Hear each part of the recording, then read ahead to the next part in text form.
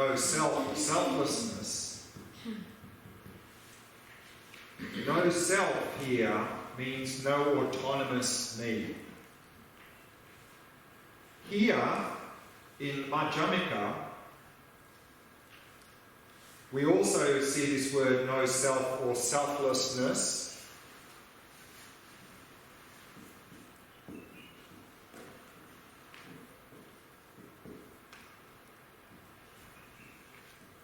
But here, no self or selflessness means no inherently existent self. Whereas here it means no autonomous self. So it's not the same thing. So no autonomous self means there's no me that is more than the body and the mind. Because the me is the body and the mind. Here, no self means the me is not even the body and the mind. It's something merely labelled on the body and the mind. So there is a little slight difference here between no self and no self here, or selflessness. No self and selflessness is the same word. How is this related to the look school and Right. So remember when Buddhism spread from India through the Sanskrit language, we have these two philosophical systems, particularly this one that spread. So that's into China, Korea, Japan, Vietnam, and into Tibet. So in all of those traditions, you have this Madhyamika system. Although you do find in certain ones of those traditions, there is some elements of this present. Because this is actually useful for understanding this.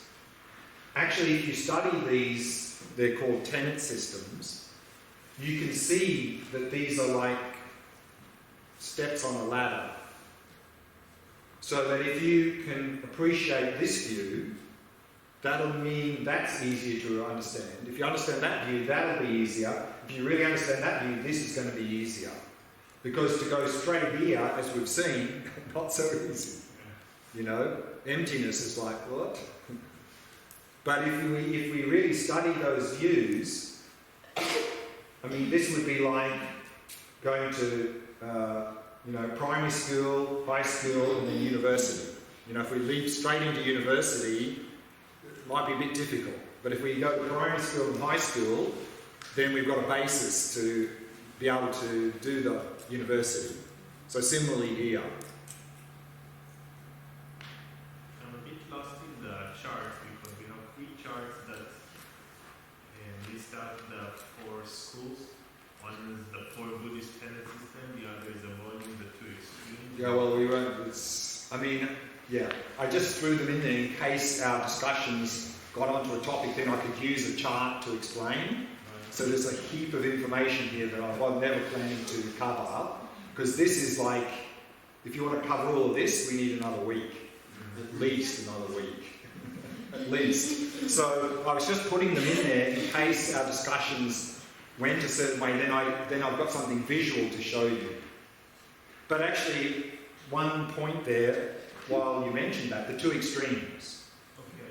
This is useful. And you might like to have, we won't look in detail at that chart, but you might like to have a look at it while I'm explaining. The system we're following now is called Madhyamika, literally middle way, between the two extremes. But actually, all of these schools claim to have the middle way, because all of them are trying to overcome the two extremes of existence and non-existence. But what we find is they're shifting the goalposts. So now, Vipashyana, if this is the extreme of existence, and this is the extreme of non-existence, for them, Vipashyana says this is the middle way. See, the thing is, Okay, we'll go with that. So now we are stuck here. And Vipashyana says, no, that's not how things are, that's the middle way, which is not too far from where we are now.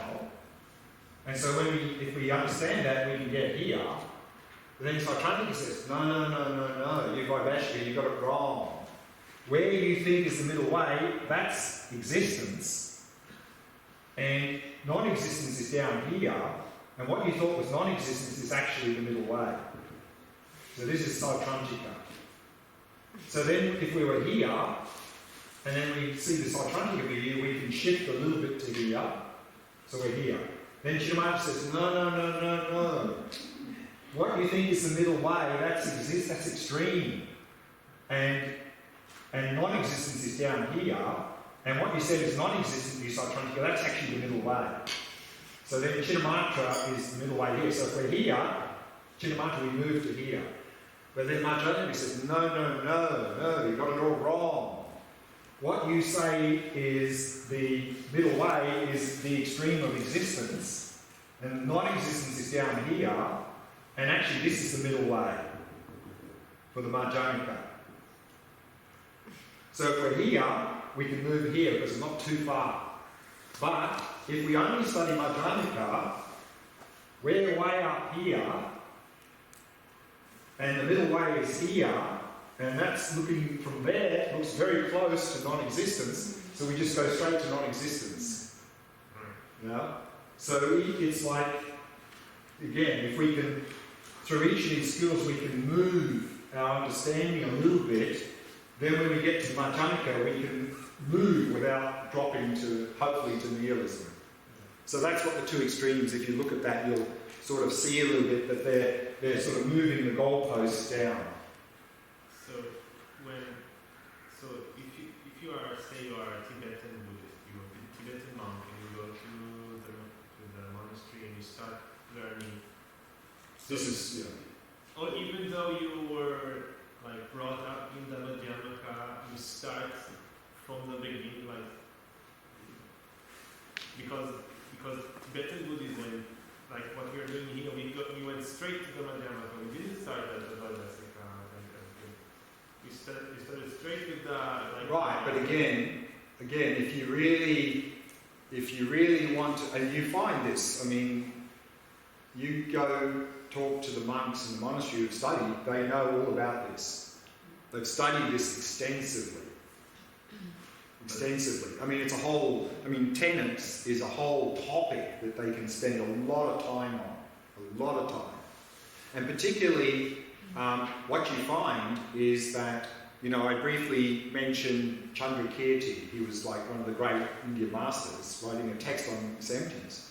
If you even go straight to his text, a lot of that text will be refuting these ideas. So even though it's a text on emptiness, a lot of the words in there is, this is their view and this is how we refute that. This is their view, this is how we refute that. So even if you just study that, you'll pick up a lot of information about these view schools in that text. But then a Sri Lankan monk or a Thai monk will just stay at the Sautrantika, or he will go also to the Madhyamaka? No. So what we need to differentiate between is a philosophical view versus what people are actually realizing in meditation. So even though a Tibetan monk may accept this, maybe in their meditation they're not even having this level of experience. Likewise, if a Theravada monk more or less has this sort of philosophical background, impermanence, even impermanence, you can, if you're really intuitive, you can have an experience of impermanence and be coming down here. So even though your philosophical system says this, in your practice, you may be down here. But the practice goals, or like in Theravada, are not to acquire taste of the thing. That they don't. You said that they don't even they don't try to get there. It's not. No, but actually, even like for example,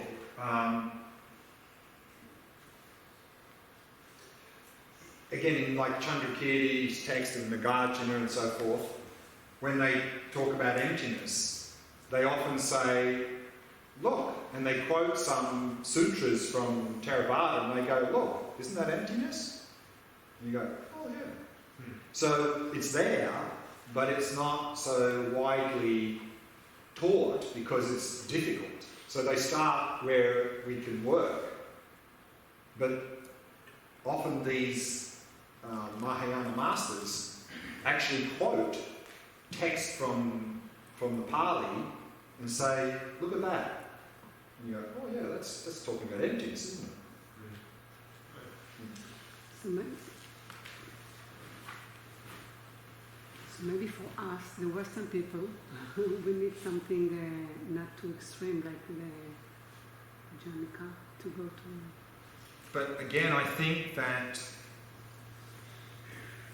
as I've mentioned, I think the impermanence is a very good doorway in. But I think for us, particularly in the modern world, particularly now in physics and quantum physics, we're seeing a lot of this talk about interdependency and no real objective world. So I think many of us now in the modern world are probably at a much different level intellectually than people were centuries ago. I mean, centuries ago it was like there was no one in the science field saying there's anything but an objective world, so people wouldn't even have any idea about anything else. So I think that that's a little bit different now. So I think that to dive into Madhyamika, I think can be quite helpful based on all of this understanding that we have now in the modern world, particularly in physics and so forth. But at the same time, of course, I think it would be very helpful to really work at the foundation level, particularly the idea of impermanence, because that's something easier and it can really help move us into that move. So I would recommend sort of doing both in harmony. Because otherwise I see that actually often in Tibetan Buddhism, which is all I really have much experience of, this idea of impermanence doesn't really get much emphasis. I mean, there is some emphasis maybe on, at a coarse level, that everything we see is changing, but at the sort of subtle level, I don't see there's much emphasis on that, certainly in practice. I mean, in theory you may hear of it, but practice, there doesn't seem to be much about that, and I find that a little bit unfortunate. So from the next week that I want to practice by myself, I want to have a framework. How can I choose what to practice? Yeah, a brief answer, because we're going to talk more about that on the day after tomorrow, last morning. As I briefly mentioned already, we need balance. And that's something I want to really also unpack or talk more about tomorrow evening. That's the topic for tomorrow evening, is balance. And of course the foundation, ethics, goes without saying. But on that basis, the balance are three main food groups. Like we need to have a balanced diet, and the three main food groups, of course, are Shamatha, and then Vipashyana and compassion. Wisdom and qualities, positive heart, head and heart. So if we cover those three areas, that's going to be an integrated approach and much more effective, and each area will support the other two and feed the other two. Whereas if you only do one of those, if you leave out one of those, or two of them, you're going to have difficulties and you won't progress very much. So therefore, it wouldn't be helpful to go, well, I've got bad attention skills, so I'm only going to do Shamatha for the next 6 months or a year. I think that's not effective. Because it's imbalanced, and you're going to have difficulties, and those other two areas of wisdom and compassion will help you in your Shamatha practice. But how we balance, of course, will depend on us as an individual, where we're at, more of this, less of this, and so forth. So to fine-tune the balance, that's where a qualified teacher can be very helpful, because they can help save a lot of time for us. I mean, through trial and error, of course, we can do, but they can really fine-tune that balance. But I think whatever we do, we need to cover those three bases. And talk more about that tomorrow evening, and then a little bit more on the last morning. Then I want to agree. In this day, 2 days of talking mindfulness, how much shamatha can I take? Because I like shamatha more. So the question In is? these 2 days, Yeah. today, tomorrow, Yeah. speak about emptiness all the time. Are we allowed to have some shamatha for them? And what we'll find is that, I mean, of course, we're just learning the practices now, but tomorrow, certainly, where we're going to go more into nature of mind, you'll find that the meditation session will be more shamatha. Yeah. So you'll be happy. What about Vipashyana? Yeah, so that's going to be the topic for the next session. One of the topics next. Perspective of like this chart. So this is not Vajrayana. I mean, of course in Vajrayana, I mean, these tenet systems don't talk about Vajrayana or very subtle mind or anything like that. But the philosophical system that is used in Vajrayana is Madhyamika, although what you do find sometimes is what can be helpful in Vajrayana is also to use this view a little bit. So you'll find that this is the main view in Vajrayana, but this sometimes comes in because it actually, this type of practice Vajrayana is, this sort of is very helpful. So the middle way would be in the sense Madhyamika? Sorry? The middle way? Yeah, so in Vajrayana, we're also realising same emptiness, yeah. Okay, we've run over time there a little bit, so let's break there, afternoon tea, and schedule as normal.